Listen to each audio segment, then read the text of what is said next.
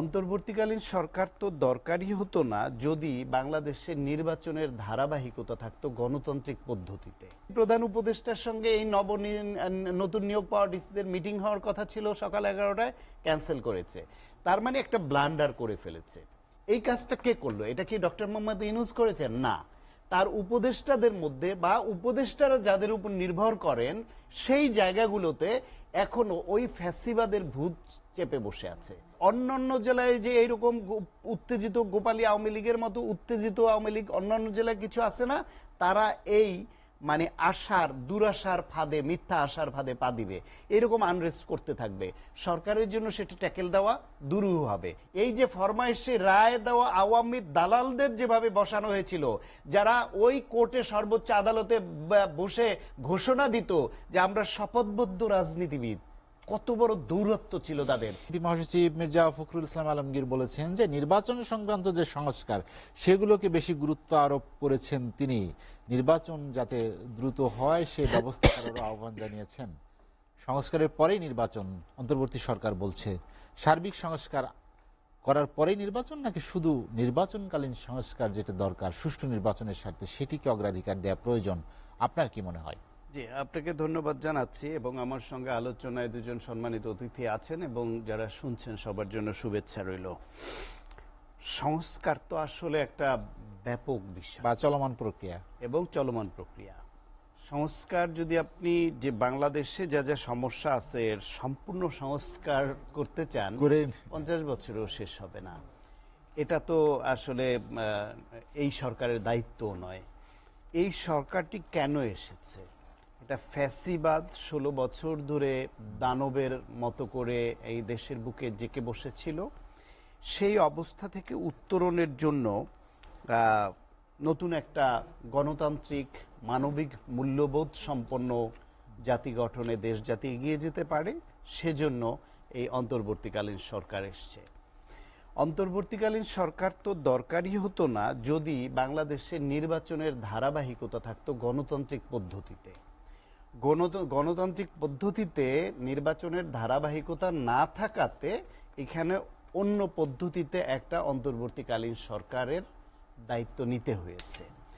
এখন এই দায়িত্ব নেওয়ার প্রেক্ষাপটে যেসব বিষয় বের হয়ে আসছে, এতদিন ধরেও আমরা জানতাম যে 16 বছর ধরে প্রশাসনকে একদম স্তরে স্তরে এমনভাবে সাজিয়েছে যে এই প্রশাসন নিউট্রালাইজেশন করা খুব সহজ কাজও নয় এবং খুব অল্প সময়ের কাজও নয়। আপনাকে ধরেন স্পেশাল বিসিএস দিতে হবে, কিংবা বিসিএস এর নিচের স্তরে যেই কর্মকর্তা কর্মচারী নিয়োগ, সেটাও বিশেষভাবে এখন দ্রুততার সঙ্গে নিয়োগ দিতে হবে। কিন্তু নিয়োগ দিলেই কাউকে তো আজকে নিয়োগ দিয়ে তো কালকে সচিব বানানো যায় না, কালকে ডিসি বানানো যায় না। সুতরাং এখন দেখা যাচ্ছে যে এই যে মানে গুরুত্বপূর্ণ পদগুলোতে যে নিউট্রাল পার্সনদের, যারা মানুষের কাছে গ্রহণযোগ্য, ফ্যাসিবাদের সুবিধাভোগী না এবং এদেশের গণতন্ত্রের পক্ষে অবস্থান নিবে, এইরকমদের যে বসাবে সে লোকই তো খুঁজে পাওয়া কঠিন হয়ে যাচ্ছে। 16 বছর ধরে ওএসডি করে রাখা, একই পদে রাখা, যোগ্যতর পদে তাকে পদোন্নয়ন না দেওয়া, এই কারবারগুলি করেছে। এখন পুলিশ, প্রশাসন, বিচার বিভাগ, গুরুত্বপূর্ণ সব জায়গায় সাংবিধানিক প্রতিষ্ঠানগুলোতে যদি কাউকে ওই পজিশনে দিতে হয়, কিভাবে এত তাড়াতাড়ি দেয়া সম্ভব? এবং তার মধ্যে আছে আবার যারা দিবেন তারও ওই ফ্যাসিবাদের ভেতরকার লোক, তারাই ছদ্মবেশে এইখানে ঢুকে পড়েছে। সাম্প্রতিককালের একটা উদাহরণ আপনারা সবাই জানেন যে 59 জেলায় ডিসি নিয়োগ দেওয়া হয়েছে না? সমকালের হেডলাইন এটা, নতুন ডিসির 56 জনই আওয়ামী লীগের তালিকার। একটা সরকার ডিসি নিয়োগের জন্য ফিট লিস্ট করে না, যে কোন জেলায় জেলায় কাদেরকে ডিসি নিয়োগ দেওয়া হবে তার যে একটা তালিকা করা হয়, অগ্রাধিকার ভিত্তিক দেওয়া হয় যাদেরকে, সেটাকে বলে ফিট লিস্ট। মানে এই ডিসি বানানোর জন্য এই লোকগুলা এই সরকারের দৃষ্টিতে ফিট।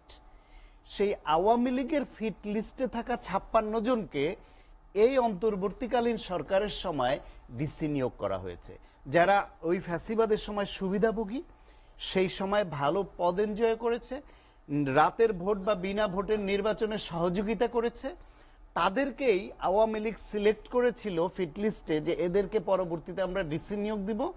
এই সরকার এসে আলী ইমাম মজুমদারের নামটি জড়িয়ে পড়েছে এইখানে, তার নেতৃত্বে যে ডিসি নিয়োগ করা হলো সেইখানে এই 59 জনের মধ্যে 56 জন এই কাতারের। এখন এরপরে যারা বঞ্চিত ছিল এই 16 বছর, তারা এটার বিরুদ্ধে প্রতিবাদ করলো, আন্দোলন করলো। সেই প্রতিবাদের প্রেক্ষাপটে একদিনের মধ্যে 8 জনের নিয়োগ বাতিল করা হলো। তার মানে হচ্ছে এদের প্রতিবাদটা ভ্যালিড, যৌক্তিক, সত্য তাদের বক্তব্য। তা না হলে 8 জন নিয়োগ বাতিল করলো কেন? পরের দিনই প্রধান উপদেষ্টার সঙ্গে এই নতুন নিয়োগ পাওয়া ডিসিদের মিটিং হওয়ার কথা ছিল সকাল 11টায়, ক্যান্সেল করেছে। তার মানে একটা ব্লান্ডার করে ফেলেছে। এই কাজটা কে করলো? এটা কি ডক্টর মোহাম্মদ ইউনূস করেছেন? না, তার উপদেষ্টাদের মধ্যে বা উপদেষ্টারা যাদের উপর নির্ভর করেন সেই জায়গাগুলোতে এখনো ওই ফ্যাসিবাদের ভূত চেপে বসে আছে। তারা রং বদলেছে, কথার ধরন বদলেছে, কিন্তু সেই ফ্যাসিবাদের ভূত চেপে আছে। এইখান থেকে নিউট্রালাইজ করতে হলে সংস্কারটা সময় লাগবে। তো আপনি লোক পাবেন কোথায়? এই যে যাদের দিয়ে যাচাই বাছাই করাবেন। দেখেন গোপালগঞ্জে স্বেচ্ছাসেবক দলের প্রেসিডেন্ট, গোপালগঞ্জ কেন্দ্রীয় প্রেসিডেন্ট এবং স্বেচ্ছাসেবক দলের এবং জাতীয়তাবাদী মহিলা দলের গোপালগঞ্জ জেলার সভানেত্রী, স্বেচ্ছাসেবক দলের কেন্দ্রীয় ক্রীড়া সম্পাদক যিনি ক্রিকেট বোর্ডের আম্পায়ার, এই রকম লেভেলের নেতারা তারা তাদের জেলায় গেলেন। যেহেতু ওই স্বেচ্ছাসেবক দলের প্রেসিডেন্টের বাড়ি মিস্টার জিলানি, ওনার বাড়ি গোপালগঞ্জে, তিনি বাবা মার কবর জিয়ারত করতে যাবেন। সেইখানে আওয়ামী লীগের গুন্ডারা লাঠি সোটা দা নিয়ে তাদের উপর হামলা করে কুপিয়ে মেরে ফেললো 2 জনকে। ওই যে ক্রিকেট বোর্ডের আম্পায়ার আপনার শওকত আলী দিদারকে সহ 2টা মাসুম বাচ্চায় ওর। সে স্পোর্টসম্যান হিসেবে পপুলার ছিল, মানুষ হিসেবে জনপ্রিয়, ভালো মানুষ ছিল বলে এখন আমরা জানি। এই কাজটা যে আওয়ামী লীগ করলো, করে বসলো কিসের ভিত্তিতে? তাদের নেত্রী, পালিয়ে যাওয়া নেত্রী, সেই দানব, রাষ্ট্রের বুকে দানব হয়ে বসা সেই ফ্যাসিবাদ খুনি শেখ হাসিনা, সে একটা টেলিফোন কনভারসেশন লিক হলো, বললো আমি চট করে ঢুকে পড়তে পারি। উনি টুপ করে নদীতে ফেলে দেন, তারপর হলো টুকুস করে চুবানি দেন, উনি আবার চট করে ঢুকে পড়েন। এই ঘোষণা এই একটু টেলিফোনে বলেন। তাতে গোপালী আওয়ামী, উত্তেজিত আওয়ামী লীগ গোপালীরা তারা এই পালিয়ে যাওয়া নেত্রীর এই কথায় এখন আবার আশাবাদী হয়। তারা কি এইভাবে খুন করা শুরু করে। সেখানে তাৎক্ষণিকভাবে উচিত ছিল গোপালগঞ্জের ডিসি, বিভিন্ন থানার ওসি তাদের এটার ব্যবস্থা নেওয়া, কিন্তু ওইখানকার সেই এসপি যিনি, তিনিও ওই আওয়ামী লীগের ভূত মাথায় চেপে বসে আছে, তারাই আছে। এখন ওইখানে কি করতে হতো? তাৎক্ষণিকভাবে যারা সত্যিকার অর্থে এই ফ্যাসিবাদের বিরুদ্ধে অবস্থান নেওয়া, গণতান্ত্রিক বাংলাদেশের পক্ষে যারা অবস্থান নিতে চায়, সেরকম এসপিকে ওইখানে নিয়োগ দেওয়া, ওসিদেরকে পরিবর্তন করা। এত ওসি কোথায় চাপাবে এই ফ্যাসিবাদের আমলে 15 বছর ধরে যাদের পয়দা করে বসিয়েছে? সুতরাং সেরকম ওসি পাচ্ছে না। তারপরও সরকারেরও তড়িৎ সিদ্ধান্ত দরকার ছিল যে দ্রুততার সঙ্গে ওই এসপি ওসি এদেরকে পরিবর্তন করা, স্ট্যান্ড রিলিজ করে ঢাকায় নিয়ে এসে ওইখানে চৌকস এমন অফিসার ওইখানে নিয়োগ দেওয়া যাতে যৌথ বাহিনী এক রাতের মধ্যে অভিযান করে এই সব গুন্ডা খুনিদের পাকড়াও করতে পারে, সাঁড়াশি অভিযান চালাতে পারে। সেটা না চালালে কি হবে? ওইখানে যদি এরা সেনাবাহিনীর উপরে একবার আক্রমণ চালিয়েছিল, সেনাবাহিনীর গাড়িতে আগুন দিয়েছিল, অস্ত্র লুট করেছিল, এরপর আবার দ্বিতীয় ঘটনা ঘটালো, ওইখানে এদেরকে যদি শায়েস্তা করা না যায়, দৃষ্টান্তমূলক শাস্তি দেওয়া না যায়, তাহলে অন্যান্য জেলায় যে এইরকম উত্তেজিত গোপালী আওয়ামী লীগের মতো উত্তেজিত আওয়ামী লীগ অন্যান্য জেলায় কিছু আছে না, তারা এই মানে আশার, দুরাশার ফাঁদে, মিথ্যা আশার ফাঁদে পা দিবে, এরকম আনরেস্ট করতে থাকবে। সরকারের জন্য সেটা ট্যাকেল দেওয়া দুরূহ হবে। সেই জন্য ওইখানে দ্রুততার সঙ্গে নজির স্থাপনকারী এরকম সাঁড়াশি অভিযান দরকার ছিল, সেটা করতে হবে। এখন এটা করার জন্য যে ম্যান পাওয়ার দরকার, সেটা আপনি এদের কাছে আমরা দাবি করি, কিন্তু পাবে কোথায়? যেইভাবে আপনার এই যে দেখেন আওয়ামী লীগের মন্ত্রী এবং কেন্দ্রীয় নেতাদের এ পর্যন্ত 25 বা 26 জনকে মাত্র গ্রেফতার করা হয়েছে। একদিনে গ্রেফতার হওয়া উচিত ছিল শতাধিক। এইরকম অনাচার করেছে, এইরকম গুন্ডামি করেছে, এইরকম টাকা পাচার করেছে, ভোট ডাকাতি করেছে, মানুষকে খুন করেছে, গুম করেছে, গণহত্যায় নেতৃত্ব দিয়েছে, আয়নাঘর করেছে। তাদেরকে অ্যারেস্ট করা যাচ্ছে না, কারণ অ্যারেস্টটা কাদের দিয়ে করাবেন আপনি? পুলিশ দিয়ে। সেই পুলিশ তো আপনি নিউট্রাল ওইরকম গণতন্ত্রের পক্ষের পুলিশ আপনি কয়জন পাবেন? দায়িত্ব নিতে হয়েছে অনুরোধ করে তোমরা জয়েন করো, তারপরে বলেছিল 2 সপ্তাহের মধ্যে জয়েন না করলে চাকরিতে নিয়োগ, সে চাকরিচ্যুত বলে গণ্য হবে। সেটাও কার্যকরী সরকার করতে পারে নাই, কারণ সংখ্যাটা ফ্যাসিবাদের পক্ষের এত বেশি। সেই হিসেবে এই যে সংস্কারের যে প্রক্রিয়াটা, এইটা একটু সময় দিতে হবে। সেই ক্ষেত্রে বিএনপি বারবার বলছে যৌক্তিক সময়। যৌক্তিক সময় বলতে এখনো আমরা দেখছি সরকার ক্ষমতা দীর্ঘায়িত করবার জন্যই অন্তর্বর্তীকালীন সরকার কিছু করছে না, সত্যিকার অর্থেই সদিচ্ছা নিয়ে চেষ্টা চালিয়ে যাচ্ছে, পারছে না কেন সেই সীমাবদ্ধতাটা আমরা বুঝি।